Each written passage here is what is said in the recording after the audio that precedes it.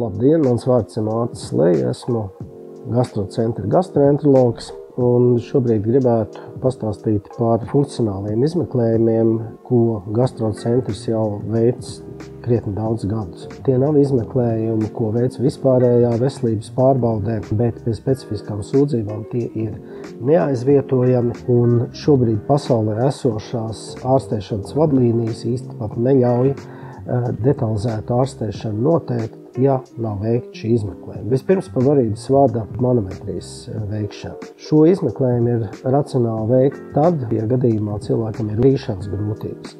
Ja viņam ir sūdzības, ka attiecīgi kāds norītais kumos iesprūst aiz krūšu kaula, ka jāuzdzer vai ir vemšanas lietas, tajā gadījumā noteikti ir vērts izvērtēt, vai nebūtu racionāli veikt šo te izmeklējumu un tālāko ārstēšanu. Savukārt 24 stundu izmeklējums palīdz noteikt to situāciju, kad kuģa saturs nonāk barības vadā, kā tam nevajadzētu nonākt. Tajos gadījumos, ja ikdienas ārstēšana nedod gaidīto efektu, tad atkal ir vērts vērsties pie speciālista, pārunāt, kādā veidā šos te izmeklējumus būtu racionāli veikt. Gan vienā, gan otrā gadījumā izmeklējuma zonde, tās ir divas atšķirīgas zondes, tiek ievadītas caur deguna nāsi, un manometrija tiek veikta kabinetā aptuveni pusstundas laikā.